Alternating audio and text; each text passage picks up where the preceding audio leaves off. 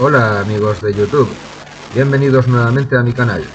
Hoy os invito a un fascinante viaje al pasado, para descubrir cómo era la radio a comienzos del siglo XX, en una época en la que los primeros condensadores variables aún no habían visto la luz, y los pioneros de la electrónica se encontraban experimentando con los rudimentarios sistemas de sintonía que darían forma al futuro de la radio.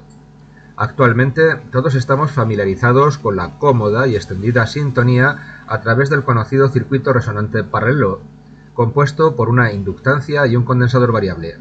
Este sistema, a menudo llamado erróneamente circuito tanque, debido a una desafortunada traducción literal del inglés tank circuit, poco tiene que ver con un tanque, ni en concepto ni en funcionamiento.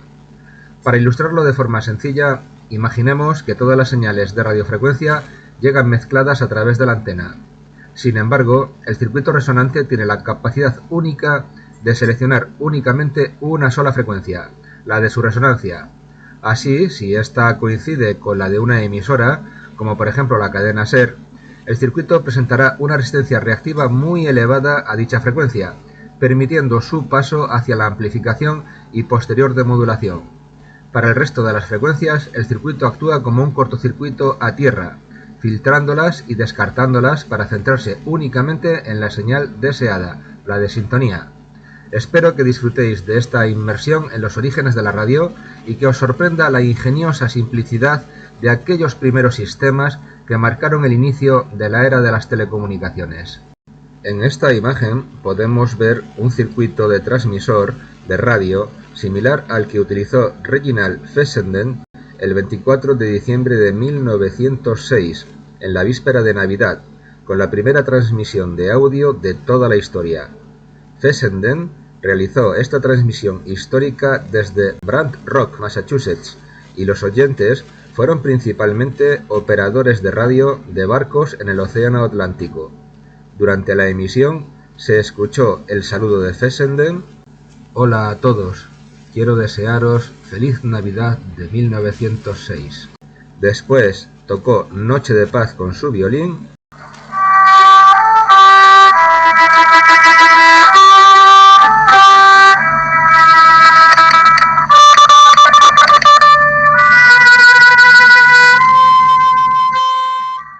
y leyó el Evangelio de Lucas, capítulo 2 de la Biblia.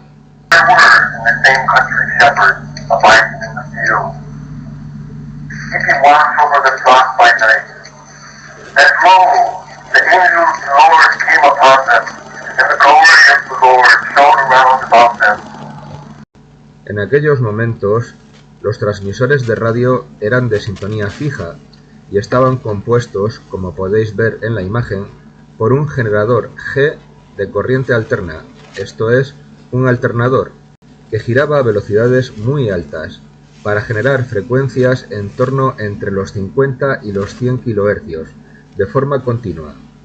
Eso daba unos problemas mecánicos de rotación enormes, y muchas veces se producían accidentes debido a la rotura o al calentamiento excesivo de los cojinetes de los rotores. Y esa corriente generada por el alternador pasaba a un primario formado por un condensador fijo C y una bobina en serie P, sintonizados a la frecuencia de corriente del alternador. Y claro, al ser un circuito resonante serie, la corriente por el primario P era máxima, la cual inducía una corriente a su vez en el secundario S, que elevaba el voltaje, y entre la bobina y tierra, Fessenden tuvo la ocurrencia de colocar un micrófono de granalla de carbón, M, cuya resistencia óhmica a la presión acústica del sonido variaba proporcionalmente, consiguiendo modular por primera vez una señal de radiofrecuencia, como habéis podido escuchar hace unos momentos. Por supuesto, este sistema tenía el problema de que debido a las corrientes elevadas en el secundario, el micrófono se calentaba mucho y se terminaba quemando, y había que reponer el micrófono cada 2×3. Y claro, si había un transmisor, por fuerza tenía que haber un receptor de radio, y aquí os muestro el esquema básico del receptor de aquella época, formado por una antena que solía ser bastante larga y esto era debido a las bajas frecuencias de radio con las que se trabajaba entonces, ya que todavía no habían nacido los osciladores a válvulas, y como os he dicho antes, para conseguir la portadora en el transmisor se utilizaban alternadores muy revolucionados. Y cuando hablo de antenas muy largas, me refiero a antenas de transmisión de varios cientos de metros cuando el transmisor estaba en tierra, y de entre 50 y 100 metros de longitud cuando el transmisor estaba colocado en un barco mercante o de pasajeros, aunque ahí en la imagen podéis ver una antena bifilar, que viene a equivaler prácticamente al doble de su longitud. Así, la señal recibida en antena inducía una corriente en primario, que a su vez inducía una corriente en el secundario, y la sintonía se efectuaba mediante un circuito resonante paralelo ajustado a frecuencia fija, formado por el secundario S y el condensador C. Después, la señal se demodulaba mediante el diodo D, que en aquellos años eran diodos de cristal de galena, constituidos por el propio cristal de sulfuro de plomo y un alambre de acero o un alambre de bronce, lo cual dio origen a las denominaciones diodo de cristal, bigote de gato en Estados Unidos, y en Europa se llamó diodo de punta o diodo de galena. Después, la señal demodulada pasaba al auricular, siendo filtrada por otro condensador para eliminar la señal de radiofrecuencia, y así el operador podía recibir señales tanto en audio como en código Morse. Este sistema rudimentario de comunicaciones, aunque representaba el máximo avance tecnológico de su tiempo y superaba ampliamente a todo lo previamente utilizado, no estaba exento de limitaciones significativas. Uno de los principales inconvenientes era el bajo factor de calidad, Q, de los circuitos resonantes, tanto en configuración serie como paralelo, que eran empleados en la transmisión y recepción de señales. Además, resultaba frecuentemente difícil mantener una frecuencia constante en los alternadores que generaban las portadoras de radiofrecuencia, lo que añadía otro nivel de complejidad. Estas deficiencias provocaban que, en muchas ocasiones, dos estaciones cercanas en frecuencia terminaran interfiriendo mutuamente. Por otro lado, las variaciones de frecuencia de los alternadores podían llevar a una reducción drástica de la intensidad de la señal, o incluso a su completa desaparición en los receptores, dejando a los operadores de radio desconectados. En aquellos días pioneros de la ingeniería, los especialistas comenzaron a enfrentarse al desafío de resolver la deriva de frecuencia de los alternadores, un problema que causaba la pérdida de señal en los receptores y complicaba las comunicaciones. A esto se sumaba la limitación técnica de los condensadores de la época, dispositivos rudimentarios construidos con láminas de estaño o aluminio y un dieléctrico que podía ser de papel impregnado en cera, mica o incluso vidrio. Aunque estos condensadores eran voluminosos y de capacidad limitada, resultaban indispensables en los primeros circuitos eléctricos, especialmente en la radio y la telegrafía. Durante un breve periodo se intentó paliar esta deficiencia utilizando conjuntos de condensadores fijos, que podían conmutarse para ajustar el valor central de resonancia. Sin embargo, este sistema no tardó en mostrar sus propios problemas, como los contactos desgastados o fogueados de los conmutadores provocados por las intensas corrientes internas de los circuitos resonantes, tanto en serie como en paralelo. Y además, estos conjuntos de condensadores fijos, conmutados, ocupaban mucho volumen y eran muy pesados, lo cual en una estación emisora en tierra no era un problema preocupante, pero sí que lo era a bordo de buques, donde el espacio y el peso de carga son limitados. Esta complejidad llevó a los ingenieros a explorar una solución diferente: modificar la inductancia en lugar de depender exclusivamente de los condensadores.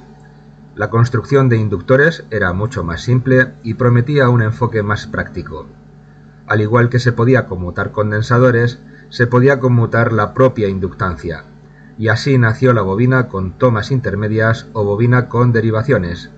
Este diseño permite seleccionar diferentes valores de inductancia al conectar el circuito a distintas derivaciones de la bobina, lo cual es especialmente útil en circuitos resonantes y de sintonización como los utilizados en radios antiguas. Sin embargo, Este sistema, aplicado al circuito del transmisor, aunque resolvía las limitaciones relacionadas con el volumen y el peso excesivo del conjunto de condensadores conmutados, no lograba superar el persistente inconveniente del desgaste y el fogueo del conmutador, provocados por las elevadas corrientes presentes en el circuito resonante. Esta problemática llevó a los ingenieros a redoblar esfuerzos en busca de una solución técnica más eficiente y duradera. Y así nació la bobina de inductancia variable con desplazamiento de cursor, un ingenioso invento que permitía ajustar manualmente la inductancia al gusto del operador y con mayor precisión, esto es, se consiguió por primera vez la sintonía fina. Aunque su creador sigue envuelto en el misterio, este avance técnico se convirtió en una herramienta esencial para superar los obstáculos de la época, y su diseño fue un testimonio del ingenio y la perseverancia de aquellos primeros visionarios de la tecnología. A pesar del notable avance que representó la bobina de inductancia variable, esta también presentaba inconvenientes a largo plazo. Con el tiempo, el constante deslizamiento del cursor sobre las espiras de cobre causaba un desgaste gradual del hilo, llegando en algunos casos a cortarlo y dejando la bobina en un estado de circuito abierto completamente inservible. Ante esta limitación, los ingenieros continuaron buscando soluciones innovadoras para variar la inductancia de una bobina sin depender de un cursor que hiciera contacto físico con las espiras, evitando así el problema del desgaste mecánico. Así, la tecnología de la radio alcanzó un nuevo hito al combinar tres elementos clave: la bobina conmutada, la bobina de inductancia variable con cursor y la innovadora bobina que ajustaba su acoplamiento magnético, permitiendo a su vez modificar su inductancia. En esta imagen os presento un ejemplo de este ingenioso dispositivo conocido como variacoplador de inserción o acoplador variable de inserción. El término inserción hace referencia a la capacidad de la bobina de menor diámetro de deslizarse hacia el interior de la bobina de mayor diámetro, variando así el grado de acoplamiento magnético y ajustando la inductancia total de manera precisa. En esta imagen se aprecia el diseño interno de este tipo de variacopladores de inserción. Este dispositivo incluye una bobina primaria que corresponde a la bobina externa, equipada con sus bornas de conexión. Una de estas bornas está a su vez conectada al cursor, visible en la parte superior de la imagen, lo que permite ajustar con precisión la inductancia total del primario. Además, incorpora una bobina secundaria, que cuenta con derivaciones intermedias conectadas a un conmutador rotativo. Este conmutador facilita la selección de la inductancia total del secundario. Adicionalmente, la bobina secundaria tiene la capacidad de deslizarse hacia el interior o exterior de la bobina primaria, permitiendo así modificar el acoplamiento magnético mutuo y, en consecuencia, ajustar la inductancia total del sistema. Los primeros variacopladores comenzaron a usarse en los Estados Unidos a principios del siglo XX, alrededor del año 1907. Los Estados Unidos fue el país pionero en el desarrollo de tecnologías relacionadas con la radio, gracias a inventores como Nikola Tesla, Marconi, Reginald Fessenden y Lee De Forest, entre otros muchos. Y además los Estados Unidos editaron muchísima literatura técnica sobre la electrónica de aquellos años y en años posteriores, que se tradujo a muchos otros lenguajes por traductores que, aunque conocían el inglés, no conocían la electrónica, con lo cual introdujeron numerosos anglicismos innecesarios en casi todos los idiomas. Y aún a día de hoy todavía podemos escuchar en español muchas palabras técnicas en inglés que tienen perfecto sinónimo en español. En mi opinión, es una pena que muchos profesionales que imparten clases de electrónica no sepan expresar sus conocimientos tecnológicos en español, lo cual, en algunos casos, crea un problema a su vez en la comunicación del conocimiento técnico, dando lugar a confusiones de conceptos. Además de todos los avances descritos hasta ahora, este tipo y modelo de variacoplador de inserción impulsó un progreso crucial en el desarrollo de la radio a galena. Este dispositivo marcó un antes y un después al ser producido en masa y ofrecido a un precio asequible, lo que permitió que estuviera al alcance de una amplia mayoría del público. Equipado con un diodo de galena, un pequeño condensador y unos auriculares de alta impedancia, y al conectarlo a una antena y a tierra, los ciudadanos podían comenzar a disfrutar de las primeras emisoras públicas de radiodifusión. Tal vez os estéis preguntando, si en este sistema no hay un circuito resonante en la entrada de antena, es decir, si no existe un circuito resonante paralelo formado por la inductancia proporcionada por el variacoplador de inserción y un condensador en paralelo, ¿cómo es posible que el variacoplador de inserción se pueda sintonizar con precisión a una frecuencia específica de una emisora de radio? Pues bien, os voy a explicar exactamente dónde se encuentra el condensador. En esta imagen podemos observar la típica antena que se empleaba en aquellos tiempos, caracterizada por su notable longitud, como ya hemos mencionado. Para emisiones en la frecuencia de 100 kHz, la longitud de onda corresponde a 3 km.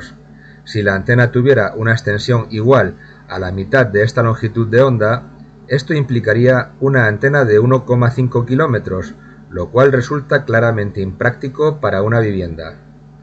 Para abordar esta limitación, reducimos su longitud dividiendo por 10, obteniendo así una antena de 150 metros.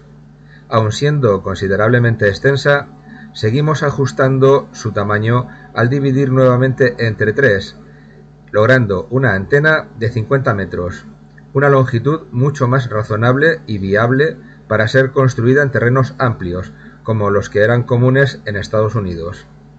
Incluso si fuera necesario, podríamos dividirla una vez más entre 2, obteniendo una antena bifilar de 25 metros. Sin embargo, para lo que queremos explicar aquí, nos centraremos en una antena unifilar de 50 metros. Esta antena, con sus 50 metros de longitud, representa la 60ª parte de la longitud de onda de la frecuencia de la emisora, o lo que es lo mismo, la mitad de la longitud de onda dividida entre 30.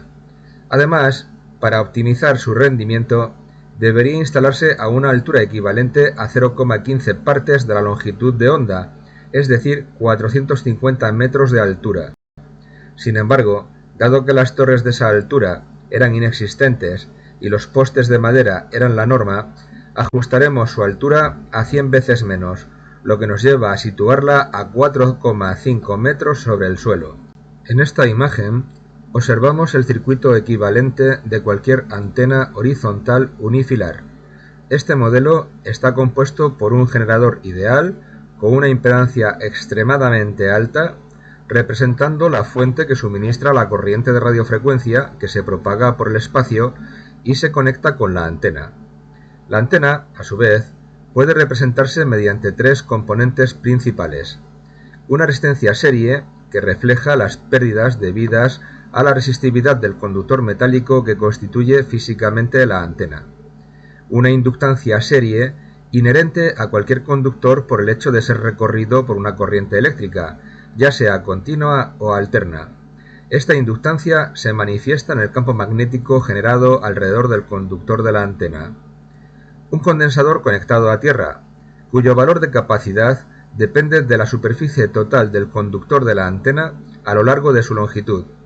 En este caso, la superficie de la antena actúa como una de las armaduras del condensador, mientras que el dieléctrico está constituido por el aire que la rodea. La superficie de la Tierra, por su parte, cumple el papel de la armadura opuesta del condensador.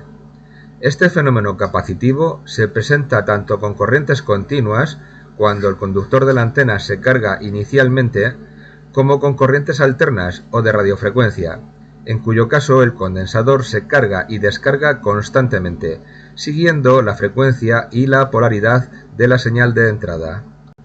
En esta imagen podemos identificar claramente la ubicación del condensador dentro del circuito resonante de la antena. Este condensador surge como el resultado de la suma de una multitud de pequeños condensadores en paralelo que están distribuidos a lo largo de la longitud de la antena, entre esta y la Tierra. Ahora viene la parte más intrigante.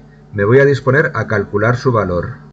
Y tras realizar los cálculos, la capacidad de esta antena para recibir 100 kHz es de 33 picofaradios. En esta imagen podemos apreciar el circuito resultante del receptor de radio con el variacoplador de inserción. Me he saltado la parte de conmutadores, ¿de acuerdo? Observamos la antena acompañada de su condensador parásito conectado a tierra, con una capacidad fija de 33 picofaradios, la que hemos calculado, que está en paralelo con la bobina primaria P, la cual es ajustable y forma, junto con el condensador, el circuito resonante paralelo de sintonía. Este conjunto induce una corriente en la bobina secundaria S, que posteriormente se demodula a través del diodo de galena, permitiendo escuchar la envolvente de la portadora mediante unos auriculares de alta impedancia. Si os detenéis a observar, este circuito de radio destaca por sintonizarse a través del primario, un detalle fascinante si consideramos que estamos acostumbrados a realizar la sintonización desde el secundario. Esto nos lleva a una interrogante aún más intrigante. ¿Cuál debería ser el valor de la inductancia variable de la bobina primaria para recibir una señal de 100 kHz con precisión? Afortunadamente, el señor Thomson, con su célebre fórmula, nos proporcionará la respuesta en un abrir y cerrar de ojos. Y tras realizar los cálculos, Thomson dice que la inductancia ajustada del primario de este variacoplador de inserción para recibir 100 kHz es de 77 milihenrios. A partir del desarrollo del variacoplador de inserción, surgieron evolutivamente otra serie de variacopladores que resultaban más baratos y más pequeños, como el que estáis viendo ahora en la imagen. Ese conjunto de bobinas se denomina técnicamente variacoplador o, en algunos casos, acoplador variable. Estas bobinas planas, conocidas como bobina en forma de fondo de cesta, están diseñadas para ajustar el acoplamiento magnético mediante la acción mecánica de un mando, como puede ser una perilla, que permite acercarlas o separarlas entre sí. Este movimiento regula tanto el grado de acoplamiento magnético como la inductancia total del sistema, y fue ampliamente utilizado en aplicaciones de radiofrecuencia y en equipos de sintonización en la época de los primeros receptores de radio. En esta imagen se presenta el variacoplador mostrado anteriormente, configurado en su montaje en serie dentro del circuito de sintonía de la señal de antena. En la siguiente imagen, el mismo variacoplador aparece instalado en su montaje en paralelo en el circuito de sintonía. Es interesante señalar que este tipo de variacopladores, con el tiempo, pasaron a ser conocidos como variómetros, una denominación que surgió tras la incorporación de perillas equipadas con escalas centesimales simplificadas de 0 a 100 en 180 grados sexagesimales. Otro paso significativo en la evolución de estos dispositivos fue la aparición del variacoplador rotativo. En este diseño innovador desaparecieron las configuraciones anteriores. Ya no se trataba de dos bobinas en las que una se insertaba dentro de la otra, ni de dos bobinas planas cuyo acoplamiento se ajustaba al variar su proximidad o el ángulo entre ellas. Ahora el sistema consistía en dos bobinas, una fija y la otra capaz de girar hasta 180 grados sexagesimales en su interior. Esta disposición permitía tres posiciones clave de acoplamiento: un acoplamiento perfecto en paralelo, un desacoplamiento neutral a 90 grados y un desacoplamiento opuesto a 180 grados, asegurando un control preciso y adaptable del acoplamiento magnético. En esta imagen se presenta el variacoplador mostrado anteriormente, configurado en su montaje en serie dentro del circuito de sintonía de la señal de antena. En la siguiente imagen, el mismo variacoplador aparece instalado en su montaje en paralelo en el circuito de sintonía. Este tipo de variacoplador que acabamos de ver también derivó su nombre a variómetro, debido a la misma razón de que se les dotó con perillas equipadas con escalas centesimales simplificadas de 0 a 100. No obstante, también existió una versión específicamente denominada variacoplador, diseñada no solo para ajustar el acoplamiento magnético entre la bobina primaria y la secundaria, sino también para permitir la variación de la inductancia de la bobina primaria mediante derivaciones. Como se puede apreciar en esta imagen, esta capacidad adicional resultaba en una ampliación del ancho de banda sintonizable con estas bobinas, optimizando su rendimiento en aplicaciones de radiofrecuencia. Para terminar de perfeccionar estos dispositivos variacopladores rotativos, aparecieron en el mercado de los Estados Unidos este tipo de variacopladores esféricos, en el cual las bobinas tenían forma esferoidal, y mientras la exterior permanecía fija, la bobina interior podía girarse libremente en 180 grados hexagesimales, siendo que este tipo de variacoplador que estamos viendo también derivó su nombre a variómetro, debido a la misma razón de que se les dotó con perillas equipadas con escalas centesimales simplificadas de 0 a 100. Esta innovadora y mejorada clase de variacopladores presentó una versión específicamente denominada variacoplador, diseñada no solo para regular el acoplamiento magnético entre la bobina primaria y la secundaria, sino también para permitir la variación de la inductancia de la bobina primaria a través de derivaciones. Tal como se ilustra en esta imagen, esta funcionalidad adicional contribuyó significativamente a la ampliación del ancho de banda sintonizable, maximizando así el rendimiento de estas bobinas en aplicaciones de radiofrecuencia. En el mercado estadounidense surgieron modelos de variacopladores mixtos con 3 bobinas, diseñados para ampliar aún más el rango de ancho de banda, abarcando desde 150 hasta 2500 metros de longitud de onda, equivalentes a la recepción de señales en el espectro de 120 kHz hasta 2 MHz. Así lo atestigua esta publicidad de la época, reflejando la innovación tecnológica del momento. En esta imagen se observa el interior de un receptor de radio de frecuencia sintonizada de la marca Atwater Kent, modelo 9A, fabricado en el año 1920. Este diseño carece de condensadores variables para la sintonización y en su lugar emplea 2 variacopladores rotativos esféricos, que representaban el avance más innovador de la tecnología de radio de la época. Aunque el condensador variable de aire ya había sido inventado en 1890, las limitaciones técnicas de la época hacían inviable su producción en masa antes de 1920. Este modelo, aunque innovador en su tiempo, fue rápidamente sustituido por diseños más avanzados, como el modelo 42 de Atwater Kent. Este nuevo diseño incorporaba 3 condensadores variables independientes, que podían ajustarse de forma simultánea mediante un sistema de monomando accionado por una perilla con transmisión por correas, marcando un nuevo estándar en la tecnología de radios domésticas. Por último, quiero presentaros el que ahora considero el esquema original de una radio de galena con variacoplador Kellogg número 501, respetando que los primigenios ingenieros desarrolladores de radios tan primitivas daban gran importancia a la simetría y al equilibrio de formas, como parte de la belleza de las piezas electrónicas que construían, en este caso bobinas de radio. Así que he rediseñado el circuito primigenio de radio con este variacoplador, esta vez sí correctamente, y me salen 2 conmutadores iguales de 6 posiciones, lo cual es más corriente ver en estas radios antiguas, y con el que se pueden establecer 36 combinaciones de posiciones de conmutador, de las cuales la posición 00 será radio apagada, y habrán posiciones repetidas como por ejemplo 2,5, que será igual a la posición 5,2, y en las que se conecta de manera independiente la antena y la tierra. Sin embargo, tendremos 30 posiciones de conmutador que ni serán 00, radio apagada, ni serán repetidas, y estos son 30 posiciones de inductancia diferente que verá la parte de sintonía de la radio, abarcando desde 497 kHz hasta 7 MHz. Así, la frecuencia sintonizada en primario inducirá una corriente en el secundario que será detectada por el diodo de galena y escuchada en los auriculares, y considero que este circuito que he diseñado ahora debe ser como el original para el que se diseñó este antiguo variacoplador. Como hoy en día en España no podemos instalar antenas largas de 40 o 50 metros para dotar de capacidad al primario resonante paralelo, he utilizado un condensador variable que facilitará la sintonía fina, además de la función variómetro del primario de esta bobina. Queridos amigos, Hemos llegado al final de esta fascinante explicación sobre los antiguos dispositivos que precedieron a los condensadores variables que todos conocemos hoy en día.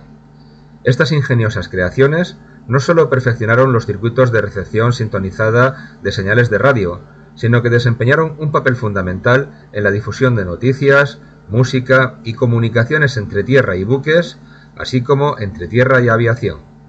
Espero que esta experiencia os haya resultado no solo amena, sino también enriquecedora, aportando claridad sobre las diferencias constructivas y las denominaciones de estas primitivas bobinas de inductancia variable, conocidas como variacopladores en su concepción inicial, y variómetros cuando fueron equipadas con una escala centesimal de medida. Hemos explorado una parte fascinante de la historia de la radio, centrada en uno de sus elementos más esenciales, la sintonía, una característica que es clave y que ha sido indispensable para la transmisión y recepción adecuada de señales de radiofrecuencia. Si este contenido ha sido de vuestro agrado, os invito a demostrarlo con muchos me gusta. Recibid un cordial saludo y nos encontramos nuevamente en el próximo vídeo. ¡Hasta pronto!